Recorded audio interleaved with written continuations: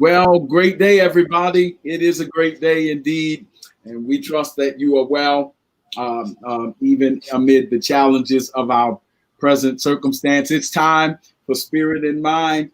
And won't you let somebody know that we are getting started in just a few moments? We so really appreciate you being with us, spending this time with us. Welcome to Spirit in Mind, where we engage current events with faith and mental health perspectives. And so we're so excited about how we're moving forward. And we want you to stay in contact with us. The dialogue so greatly helps us. Thank you for coming in and letting persons know. Feel free to share this, host a watch party. We encourage the dialogue and the engagement because we get better relationally and holistically by communication. And so, Anthony Rhodes, thank you for being with us. Good afternoon. Good to see you sharing with us again. And all of the others who are coming in, we give just a few moments because we know these are busy times. I've got my colleague with me, Dr. Shepard. Dr. Shepard, how are you today? Oh, I am good. I'm good, Bishop. It's been a busy day over here at the Shepherd House, but it's a good day. So grateful that I'm able to join. Once again, see everyone out there.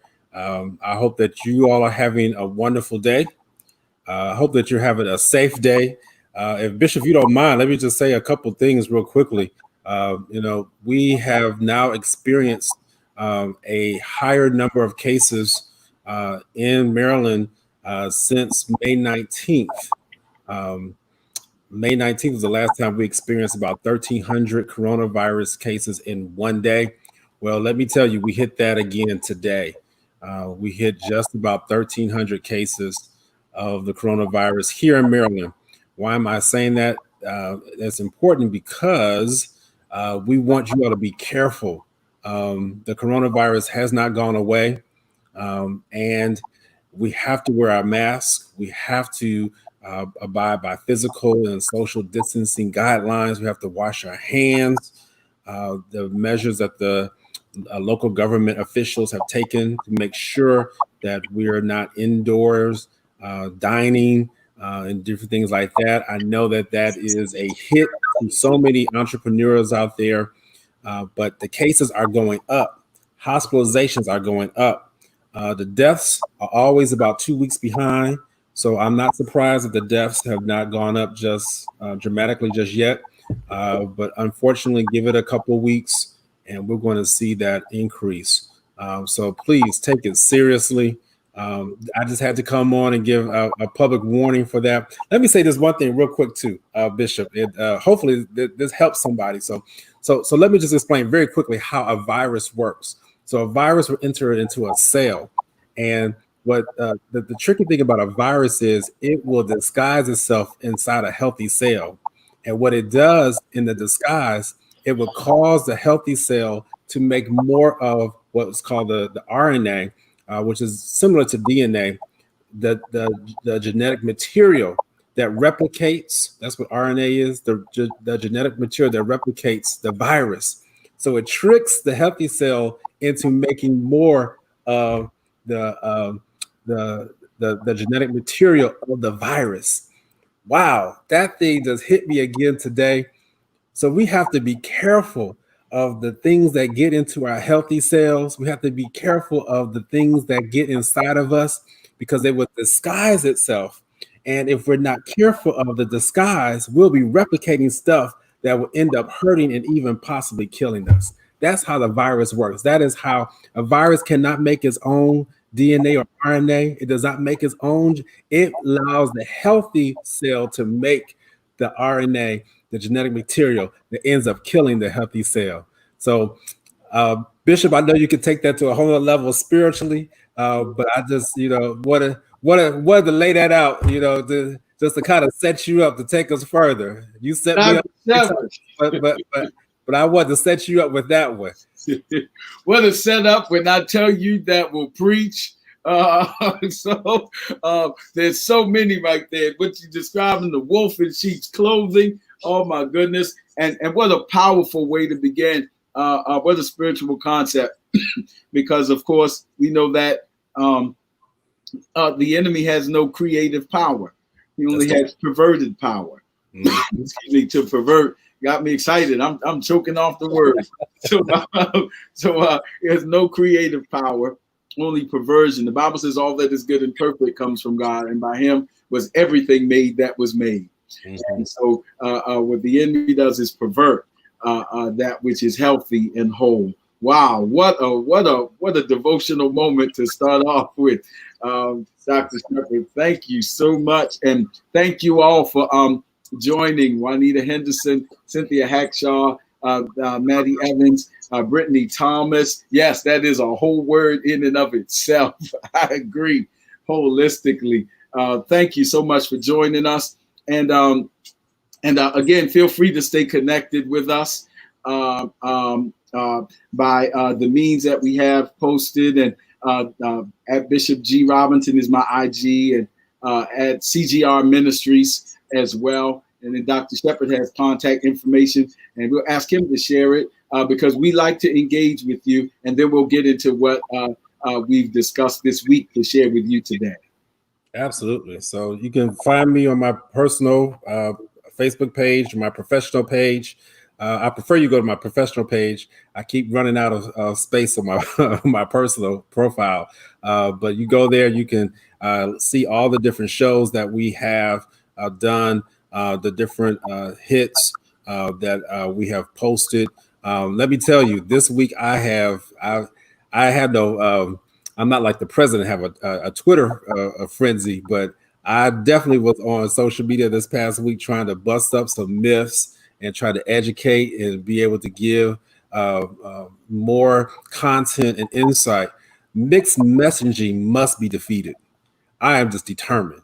Mixed messaging must be defeated. I don't care what avenue, what category is going to fall under. Mixed messaging from whatever leadership, authority, official, it has to cease.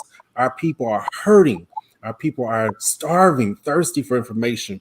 And so I have taken upon my mantle to make sure that mixed messaging does not come from me, does not come from anything I'm a part of.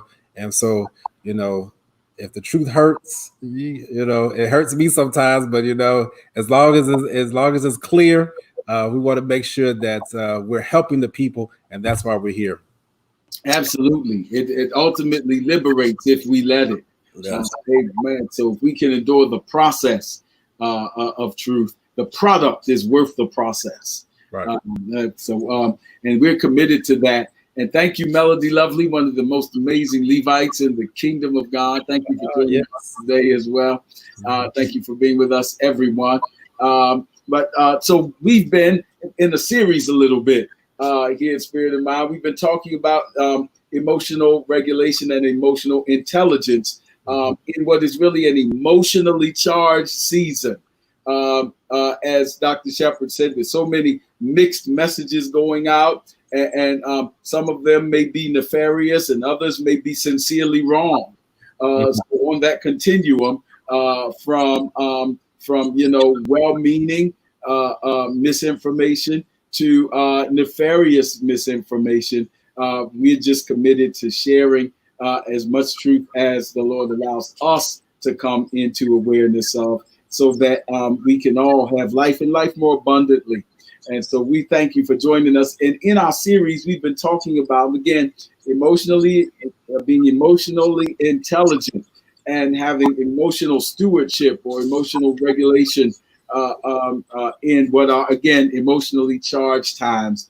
There's so many issues that are charging and even dividing and buying in and appeasing our very tribal lower natures, if you will, that we had to break it up in a series. So, of course, there is the pandemic of the COVID-19, and Dr. Shepherd has given us some sage counsel in our prologue today to remember that in spite of how we may feel, There's what the medical science and the facts, and feelings are important, but feelings are not always factual.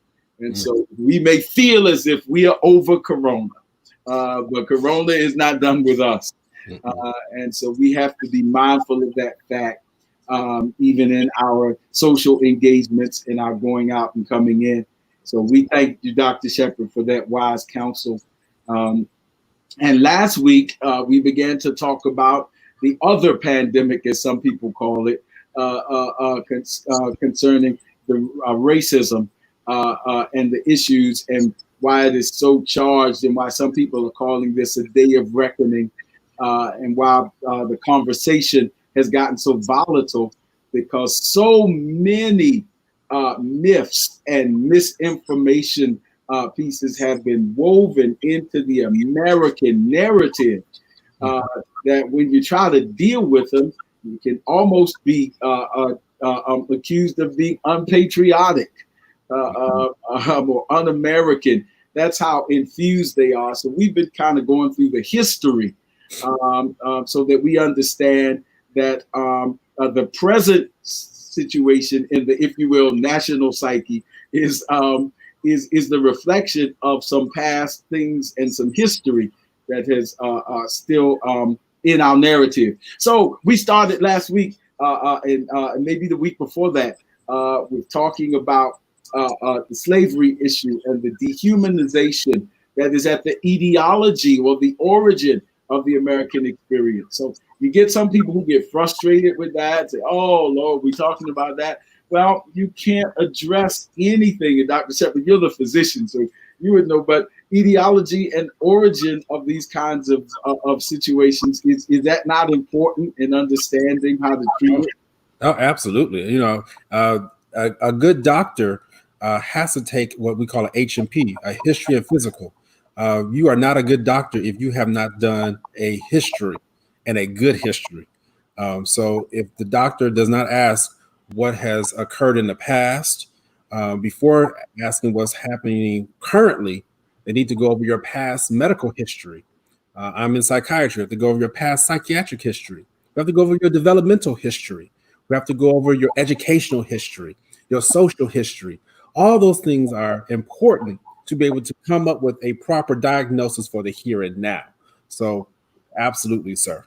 Yeah, so we are products of nature and nurture. Absolutely. and so even as we discuss this national dialogue in terms of, if you will, national consciousness, it's important to understand where we've come.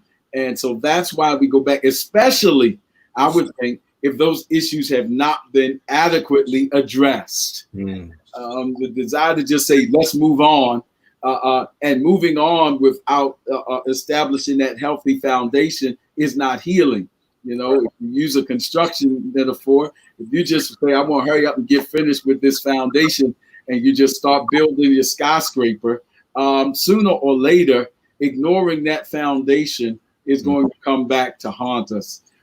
And so that's why we revisit, and we still haven't resolved some of those issues, the myths of and the errors and the dehumanization and the socioeconomic disparities. They keep coming up because they haven't been adequately addressed. And the pandemic that is COVID-19 is just the latest, or one of the latest manifestations of a chronic history of disproportionate and racial injustice and systems. So that's why we started with slavery. We went through the Reconstruction period, which was really aborted. That Reconstruction period was aborted by compromise, because the only way to create a reunion of the North and South was to make incredibly inhumane compromises. And so we dealt with Reconstruction, and we'll be talking about this in future Spirit and Minds, that there's a need for a third Reconstruction. So we'll talk about what that means later. But we ended up at redlining. So we went through all the history in the previous Reconstruction, the Nadir, bad relations, segregation, and now redlining. And Dr. Shepherd, you want to give us a little history on redlining? What is redlining? Well, what we'll do, Bishop, we'll work together to make sure that that that I got that correct. You know, redlining. Truthfully, I'm just being transparent. I had not really heard about redlining until I moved into the city. Coming from Chicago, lived out in the suburbs. Had not heard of redlining, and it wasn't until I moved into the city, started going to an urban college. And understanding a little bit of what redlining is. I actually, as I just mentioned about going to college, now this is not necessarily redlining, but it can be an example of redlining. I happen to go to the University of Chicago, which is one of the top universities in our country. And a lot of people don't even realize that because it's right there in the city of Chicago, and they kind of keep it undercover because many people don't want within that academic institution to know that there's such a hidden gem right there in the urban city of Chicago, which is a shame. But I would never forget on my freshman orientation day, they gave literally boundaries that they did not want us to go beyond. And I was sitting there like, wait a minute. Now, I've grown up in Chicago. You don't want me to go past 61st Street. Anybody who's out there from Chicago will know what I'm talking about. 61st Street to the south, 47th Street to the north. The lake is on the east side, Lake Michigan, and they didn't want you to go past Cottage Grove on the west. That was the boundaries that they wanted you as a student to stay within. And they said if you stay within that particular boundary, that you were safe. Wow. Yeah. That blew my, like, how are you going to corrupt? And that was the word. Because I sat there in amazement, and that was really kind of my first interaction with hearing something in a public setting where people made such distinctions according to street names as to where you should go and where you should not go, what is safe versus what is safe. And so that's just kind of a microcosm of what redlining boiled down to. Redlining was where officials gathered together to say, these are the areas that we want to see certain people live, whether it was for bad or for good, and we don't want to see other people live in those areas. And so that really had economic, educational, and all type of repercussions because of those boundaries that people set up. It's so interesting now that what was happening back in the day is that they wanted the minorities to kind of stick inside the downtown areas or the urban centers, and then they will send some more of the affluent, whatever. When I say whatever, I mean just the other people who they consider to be affluent. They'll send them out to the suburbs. But now what we're seeing is a reversal of the roles, where they want more people who quote unquote are affluent to come on back into the urban centers or urban cities, and then send those who may not be out to the suburbs or to the outskirts. And that's been going on for a long time. Even before I ever moved here to Baltimore, that was happening in Chicago. So redlining is something that has been around for a while. It also has a negative effect on real estate. As to where you can own property and where you own property, it will literally affect your property value. You might be and I talked about this last week, even when I owned a home, that because of my zip code, certain insurance policies went up, even though I was in my home and my stuff was more protected. But that had to do, again, with the zip code that I lived in. So those are just some of the examples of what you would see in redlining. Absolutely. And that helps us with examples that we can apply practically. And again, we're tracing sort of like a history, because last week we talked about the video from Phil Vischer, co-creator of VeggieTales, that kind of explained all of this in 17 minutes, that what is all the conversation about systemic injustice where does it come from? So now in this trail of history in the American experience, we're at the year about 1933.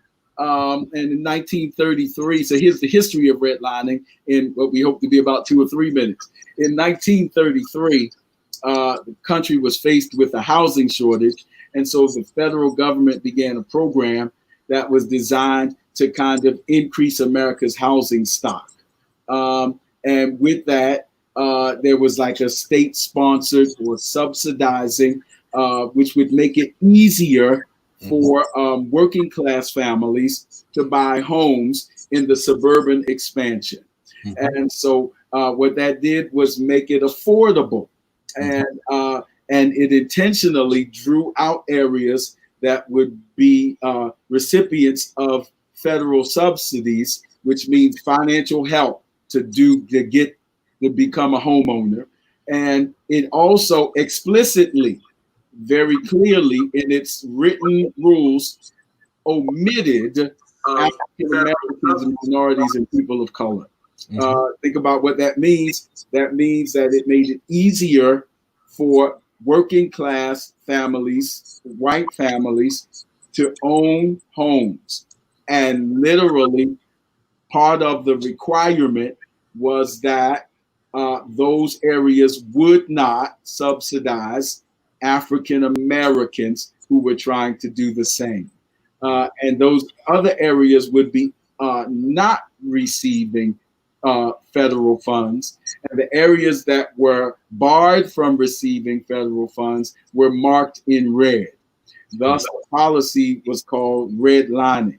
It is intentionally saying we'll invest in these areas and we will not invest in these areas. So we will help people to move in these areas, but we will not have anything to do with these areas. And we will put our money where our intention is on a federal scale. What is that the big deal? The big deal is that if you understand just some rudimentary things about economics in America, that we live in a capitalist society. Capital, by definition, means acquiring wealth by the ownership of personal property, preeminently among which is land. And so land ownership is the way, the preeminent way, that most working class families became middle class families, using the equity in their homes to do everything from making other loans and purchases to receiving other credit, to sending children to school, to being able to to provide medical care for their seniors when they were sandwiched in between generations as adults. And so it provided all of this equity and income. At the same time, other persons were being denied. So it made it difficult for land ownership for African Americans. Now think about what that means. That means generational wealth is being established so that when that generation dies, they can leave homes and or equity and inheritance to future generations. And so it continues from generation to generation. To this day, according to a report on National Public Radio, the average African American family's wealth is income, rather, finance is 60% of the average white family. Whatever money you're making as African Americans, by and large, it is 60% of what the average white family is making. That's just income, which is distinguished from wealth, because wealth now begins to include non-liquid assets and the equity in your home. And to this day, the wealth of the average African American family is 5%. 1, 2, 3, 4, 5 of that of the average white family.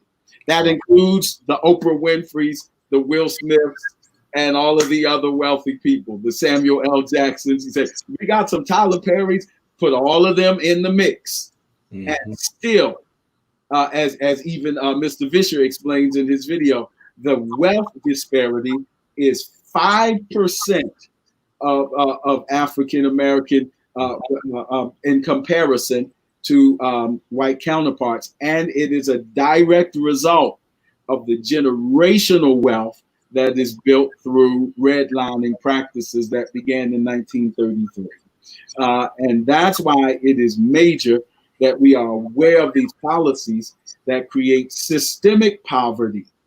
And it's sort of an insidious cycle, not to make excuses, but think about the cycle. And Dr. Shepherd, I'd love to get your insight on this. Here's my thought, that here's the cycle I see, that if you create the predisposition to poverty, then you create a culture of poverty. Mm-hmm. And then if you create that kind of exposure to the continual traumatizations of impoverishment, whether it be the frustration of not being able to get adequate medical care, or the frustration of having to choose between paying the rent and having health insurance. If you create those kinds of systemic traumatizations, and then you make the things that are the escape mechanisms more available, whether it is liquor stores and cigarettes and advertisements that are disproportionately advertised in the impoverished community, then you make it easier to give in to those things that are the escapist and defeating things and the addictive behaviors when you create that atmosphere of hopelessness. And could you talk a little bit? I was wondering just what was your insight on the culture of hopelessness that you can kind of create, and this increased susceptibility to unhealthy ways of coping. Yeah, absolutely, Bishop. So thank you for defining what redlining is, because many people, we hear the description of it and we don't actually know what it is. So that really helped and hopefully it helped somebody out there. But even as you were just talking, Bishop, I was just thinking that we have to understand that people are strategic and they are very intentional. They're strategic and they're very intentional on the things that they do against Black people. It's not by happenstance. It's not by, we think we're going to do this. No, people have been plotting, thinking, and I'm not coming on as a pessimistic person right now, a negative person, but we need to be aware that there have been certain devices that are put in place for our downfall. They have been put in place to make sure that we do not survive. There is a collective knee on our neck. All right. There is a collective knee that is on the neck of minorities to try to keep them down to where they cannot breathe and survive. And so there are just certain policies, certain things that are put in place to then afford us to go after those things that help to make us feel good. We have been traumatized. We have been traumatized for centuries.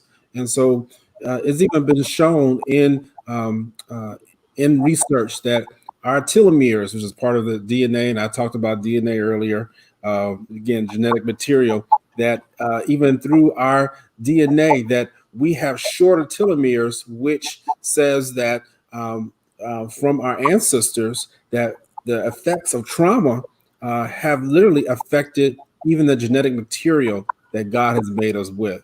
Now, I know some people out there are going to say, well, God is in control and he is in control. And I do know that, and I do believe that. But you have to also understand that even in God being in control, that there are certain things that he allows. There are certain scientific things that he himself created within nature. And he allowed for these things to happen. And we have to know how to be able to conquer it, and how to be able to overcome it, and how to not allow it to keep us down. Just as there are different things in the Bible where certain people experience certain traumas. The children of Israel are a perfect example. They went through various cycles where they were up, they got a victory, and then they got defeated again. And that's what happens, even within our own society. We get the victory. We get the Barack Obama, first Black president, and then boom, we suffer another defeat. We get another, not trying to call out names here, but we did. Then we get something else that comes behind and just try to literally unend every step that we had to take forward. So we need to understand that these cyclical patterns will allow for us to now indulge in coping mechanisms that may not be healthy. So, Bishop, you talked about some of the coping mechanisms. We have the alcohol and other addictive substances that are more readily available. You'll see more liquor stores in those areas that have not been invested. And that's where people will set up liquor stores. Those liquor stores then become your grocery stores. So when people talk about they're going to the grocery store, they're talking about the liquor store on the counter to go buy Pampers, to go buy other canned goods and things like that. Which is so horrible. And even since I've been here in Baltimore, they've talked about, I think that it was a big deal to get that, I think it was ShopRite on Liberty Heights. This is a few years ago, but it was a huge deal I remember that they were celebrating getting that grocery store in that neighborhood because, and when you drive through, you think about it, there really aren't that many grocery stores, in that neighborhood. You should think about it. And again, and is no slight against anybody, but think about where you live. Are you in an area where you live right now? Are there certain stores that you have to drive further to get to because they just don't have those type of stores? And it may be because of how things were set up historically back in the day. I think about that. Even in Baltimore has been a city. I've learned so much since I've been here these 11 years, even regarding transportation. They have cut off so many transportation projects. The last one to be cut off was the Red Line. Governor Hogan, he did that. Now, a lot of people like Governor Hogan. And it's not about liking him or whatnot, but you need to look at some of the things that are done to keep our people locked in. That Red Line was going to be a wonderful way of transportation. It directly affects me as being a provider of services where people can't get to me because they don't have adequate transportation. There is no adequate bus lines or adequate train so that people can travel to get to those places where they need to. So that is a form of way that people try to keep you shut in. And then when you're just shut in one place, think about what happens. Allow a disease such as the coronavirus to come in. It can now run rampant through those areas because everybody is crowded in. When you put people in subsidized housing and build it up, those big towers and buildings of row homes and different the projects as they call them. My church was in one of the most notorious projects in Chicago in Cabrini Green. Now I don't look like I'm from Cabrini Green. But I have friends at Cabrini Green, a little black boy from the suburbs. So that's why things like that don't scare me too much. They talked about me, but I still, hey, I was able still to connect with people. But when you think about all those things that they encountered just within that building, because they had nowhere else to go, so they were turning to things that would be destructive to their way of living and to their behavior. And so we must be careful. We must defeat those cycles. And in order to be able to defeat those cycles, we must be able to give people avenues of relief. And so even in our society, that's why the church world is so important. That's why we must be more than just Sunday morning worship goers or attenders. We must attend to those needs because those are areas are where churches and other organizations have to be able to provide some of that relief that is needed there. Absolutely. You raised so many very relevant issues, and what we're trying to do here is show how these things are interconnected and overlap and affect our holistic health. You've heard us just finish talking. Thank you, Dr. Shepherd. I hear you talking about once you begin redlining and once you begin saying we're going to invest in these communities, then you also set up the backdrop for what Dr. Shepherd was referring to as food deserts. And when you have food deserts, it means a disproportionate or areas where the nutritional needs are not being met adequately. And when you adjust to that, if you live in that without other exposure or other means, or without other people ministering to that need, then you create an appetite for things that are really self-destructive.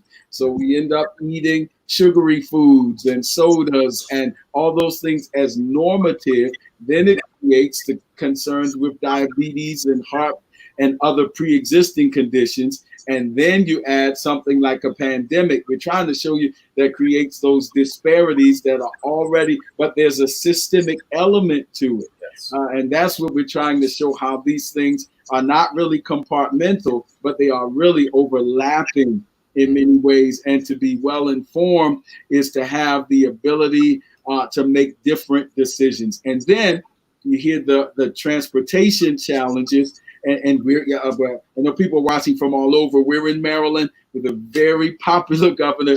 And so this is not a political bashing, but it's just drawing these correlations that when you underfinance things like the Red Line, which is an ironic name for that transportation system, but when you under or defund the Red Line and say no to that and discontinue that plan that was supposed to make other areas accessible to people who were underserved. But what does go through is the ability to create easier transportation in PG County into DC. Right. So you create easier things in the DMV where the socioeconomic privilege is different. And then you do have the light rail that allows people in Hunt Valley and Timonium to have access to downtown. So those things go through in the more affluent areas. Mm-hmm. And then the areas that compartmentalize, that need it and that have the food deserts are denied. You have to see that there's a strategy to that. And you said so well, and that's why we who engage in urban ministry have to be sensitive to those needs, that we do two things, that we fill in the gap through, and this is just, my church made me so proud last week with food giveaways last week, and it's just one of many, but you have to be able to fill in that food desert gap. And I know Carter Memorial does so many things in the community as well. And we both, Dr. Shepherd and I, are involved in urban ministry because you have to fill in those gaps. And then the second thing we have to do is advocate through prophetic ministry that calls out these kinds of disparities so that policies can be addressed and changed, and so that we could utilize our voting power and voices to make a difference to these concerns. That's the engaging of prophetic ministry in the holistic sense. That is not just foretelling what's going to happen, but it's also forthtelling and speaking truth to powers and systems. So when you see Moses talking to Pharaoh, Moses is a prophet, but he's talking to Pharaoh about a systemic problem. Let my people go.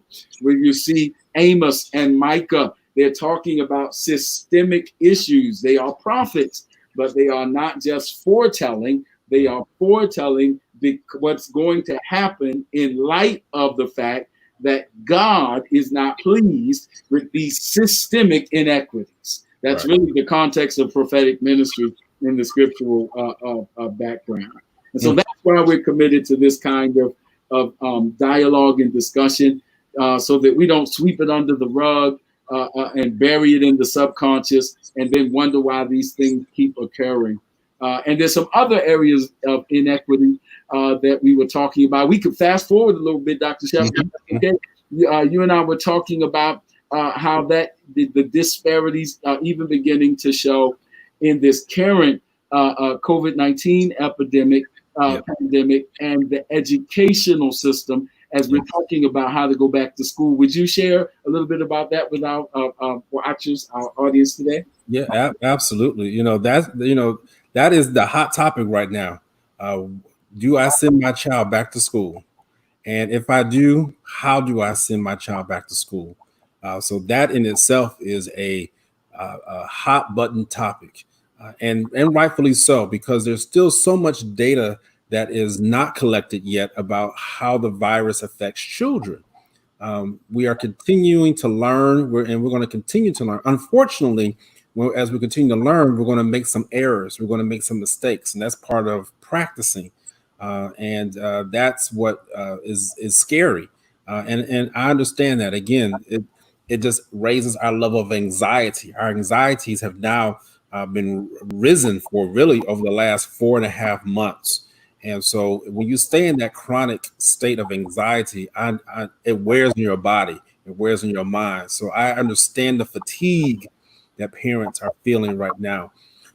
But I'll just use as a backdrop for Baltimore City. So over the last week, we have learned that Baltimore City, Baltimore County, Howard County, I believe Anne Arundel County has also put out their statements. There's a few others that have. I don't think Carroll County has put theirs out just yet. But they are going to go back to online or virtual classes for at least half the semester. I think some people talked about October. That really doesn't make any sense. I think Baltimore City was saying October. It doesn't make any sense. If you're going to just do it for the whole half of the semester. But in doing so, you're going to now experience the digital divide.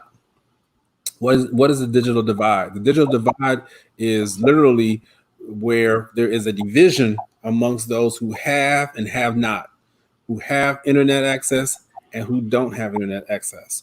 I just had some people in my home today. I live thankfully in an okay neighborhood, and I even had to get my Wi-Fi access upgraded to make sure that I have appropriate signals within my home. And you might say, "Oh, wow, you had to?" Yes, I had to do that, and so I can only imagine. Those who may not be as fortunate as I am to be able to do that. How are they now going to be able to train their children if they don't have access? And so that is one of the biggest issues that we're dealing with, the digital divide when it comes to our children. So they've already made the decision. So we have to make sure now that our children have internet access or infrastructure. And one of the things that we can share, and I can maybe share at the end of today's show in the comments section, places that where you can go if you live in Baltimore City through Comcast, where they are distributing hotspots. Hotspots allows for internet access to occur where you are at through their telecommunications network. And there's even a place where they are allowing for distribution of Chromebooks. And so we have to utilize these resources. Let me tell you why I'm concerned. And I understand why the American Pediatric Association of Pediatrics, I should say AAP, is concerned because 40%, and I might that figure might be a little bit elevated, but they're estimating that at least 40% of the children who are registered for classes in Baltimore City did not attend like they were supposed to. That is an astronomically high. I said 40% if you rounded it up. That's almost half. So you're saying these many children did not attend school on a regular basis for those 3.5 months. Wow. That is hurtful. Now you might say, well, Dr. Shepherd, they couldn't attend because they didn't have the infrastructure. So that's what I'm getting at. That's one of the factors, because they didn't have the infrastructure to be able to attend. They didn't have the devices.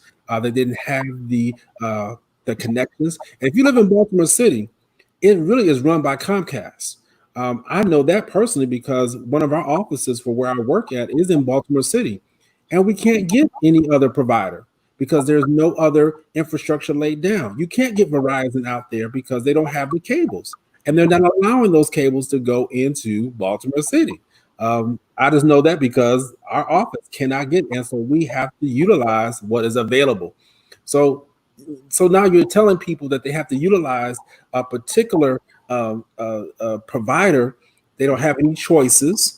And if that provider is not good, if they don't not concerned about you all, then again, you're already making a more complex problem worse now with the situation. So, yeah, our children are at a disadvantage. And so we must do what it takes, make sure that we have proper leaders in place who will fight for our children.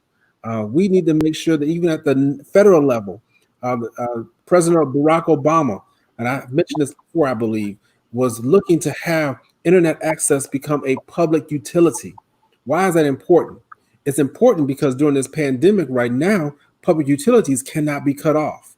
Your water, gas, light cannot be cut off during a public emergency. Because internet access is not a public utility, it can be cut off. If your bill is too high, they can legally cut it off. And so if your internet access is cut off, how are you supposed to teach your children? How are you supposed to work from home? How are you supposed to do the things that are now essential to keep yourself safe from the virus? So, it's a setup that we have to be able to open up our eyes, realize what has happened, and speak again, like you said, truth to power, and let people know we will not stand for it. We will not allow our children to be put into harm's way because of policies and procedures that are putting us at a disadvantage. No longer will that be tolerated. And so that's why we have to stand up. We have to say something. And we have to do something about those things. So that is now creating that educational gap that's already there.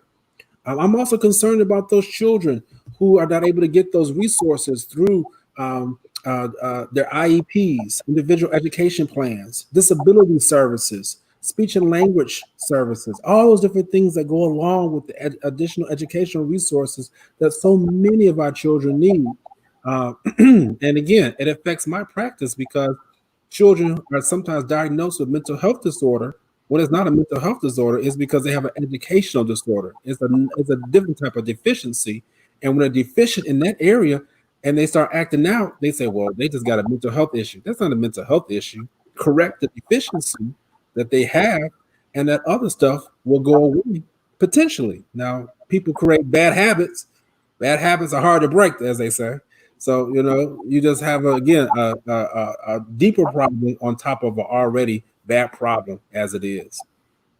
Absolutely. And again, what I'm hearing, I think this is the theme that we're trying to establish, is that these issues are not compartmentalized, but they are connected, and they affect the spirit and the mind. Yes. That kind of hopelessness that it kind of sets up, that we have to be intentional to know it. And again, that education issue, it's emotionally charged. And so we're talking about emotional intelligence and emotional stewardship or emotional regulation in emotionally charged times. It involves our children. Listen, I have children, but I also am I'm blessed to teach at two HBCUs as a part of auxiliary faculty. And I know what it is. This past semester was interrupted by its norm because of the corona. We shut down and we went virtual. I know what it is as a teacher, as the classroom instructor, to give assignments and receive emails from students who were saying, I'm emailing you from my friend's email. You gave an assignment, but I use the computer at the school and it's closed and the library is closed. And so I got my friend's phone to send you this message. Is there another way I can do the assignment, or can you reach out? So we take certain things for granted, but this is how, and you can hear the frustration even through the email. You can feel it, that life is kind of shifting. And so what that means is that we have to be aware and imagine our children. We're having safety is a preeminent concern. Yes. So we don't want them in there contracting things and bringing things home to more vulnerable loved ones. So we have to keep that under control. But we also have to be mindful of these other things. So that means that we have to do. I go back to my two things. And many of you that are watching, as churches, we have to check with our area schools to see, hey, is there anything that we could do while we are advocating, while we are going through the red tape, because we got to do the prophetic ministry, but you run into resistance and red tape and bureaucracy that tries to wait you out and gives you you got an immediate concern, and the next available appointment isn't until 2 months from now. And so all of that is bureaucracy, but we'll do that. We'll battle that. But while we're doing that, some people will need help right away. So you got those kind of things. Do we have any spare iPads that we can give to underprivileged children? What is the school near us that needs? Can you give us a list, or how many do you need? So that those things can be in place, to think about those kind of disparities. And that's when, in my estimation, the historically African-American church is at its best, when we show God at work through the way we cover and look out for each other. So because those things can be frustrating. Am I right, Dr. Shepherd? Oh, absolutely. Oh, yeah. I mean, it's so many people are just, I was going to say, so many people are just done. As they just say, they put that emphasis on that D, done. Just DONE. I'm just, and I hear you. I'm so thankful that God has allowed for me. I'm blessed. And I don't sugarcoat that. I'm blessed. I'm thankful for the blessings of the Lord. But one of the things that I treasure is my ability to not allow the blessings of the Lord to make me so high-minded that I forget where I came from. And so even though I'm where I'm at right now, I understand the frustrations. I've been there when you didn't know where your next meal is going to come. I've been there when you are trying to fight with your internet access, trying to fight to get access to things, and you worried about your lights. I've been there. And so that is not a good feeling. I remember that very well, being a struggling student in college. And so that frustration, I can only imagine. And as I was listening to you, Bishop, as a student, as trying to watch out even for my safety now, and again, please be aware. Just digress just a tad bit. Children can contract the coronavirus, and it has been shown already that the older children will contract and will carry the coronavirus just as well as adults will. So, you might hear children, they got these immune systems, they can just fight it off. Well, you know what? I don't want to hear that when I'm talking to parents whose children have died from the coronavirus. Now, you might say it's not as many children. One is too many, especially when we could do or have preventative measures in place to make sure that our children are not affected. So again, the frustration is mounting, the anxieties are mounting, even the anger and irritability, which we've talked about in previous episodes, how much it is just, at a boiling point. And so we have got to be able to channel that frustration, channel that energy to something productive, and speak out against these injustices. And one of the other things that we wanted to talk about today, just before we end, is the two standards of justice that is within our world today.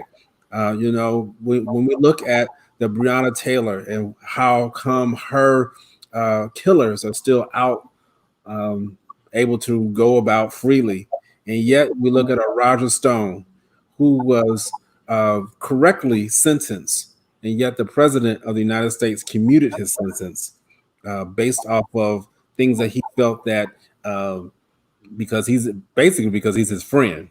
All right, just keep it real. Even his own attorney general told and advised the president not to do this. And there's just two different levels of justice that exist within our society. And again, we talked about systemic issues. When you set up people for failure, and then you put into a policing policy to where one chance and you're out, and you lock up all these different people, and then you instill within them this jail mentality, is what I call it, that they're better off in that type of mentality. It really hurts us in being able to move forward in life and to be able to live as productive citizens as much as we are able to. So I want to speak out against that. I was appalled to hear about the Roger Stone sentence being commuted. And then last week had the mitigated gall to use the N-word while talking with a black radio show host last week. Tell me something is just out of order here. Just these are the type of people. Now, people have said that the president is not racist. I don't know. I haven't assessed him. But let me tell you, you are known by the company that you keep. If I know that people are saying stuff that are not in line with how I think, man, you can't be a part of my circle of influence. You can't be a part of my circle. And I have that right because that's who I want to have influencing me. So even though people say he may not be, and again, I'm not saying he is, but you can just look at the people who are around him who are using these words, and again, they deny it. Bishop, you also mentioned even how women have been subjected to harassment and assault, verbally assault. With Alexandra Cortez from New York, how she was verbally assaulted by the representative in Florida. So demeaning. And so that's one of the reasons why I want to be able to, and one of my posts this week, I said, let's celebrate the intellect of Black women. Let's celebrate the intellect of women, because if it was not for a woman, we would not be here. And that's just a true statement. So I know I've said just quite a bit in all of that, but we have to speak again against these things that are occurring in front of our face. It is not okay. It is not okay to stand by and be silent. And thank you, Dr. Shepherd, and thank you, everybody. Hopefully, you've been blessed by this time of sharing. Our goal, again, is to equip each other with knowledge. It is an exchange, and to engage these dialogues from a place of informed awareness. And so hopefully this has helped you.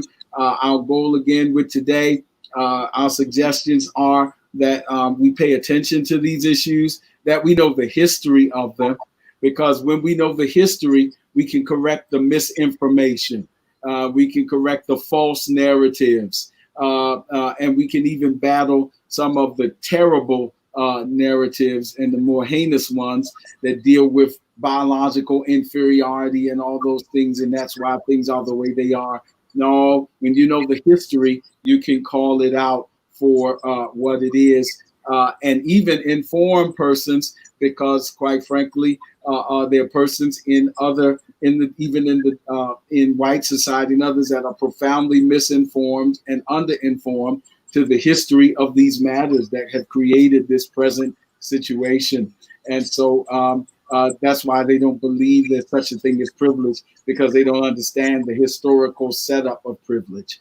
And so we're giving information for those causes, and ultimately, eschatologically, or our end goal is to have healthy and peaceful coexistence. But you cannot have that without authentic dialogue, repentance, and forgiveness. And so all those things are in the mix. We're trying to show how they're connected. Please be mindful of those food deserts. Please be mindful of those policies. Please take care of yourselves. Let's take care of ourselves in this pandemic.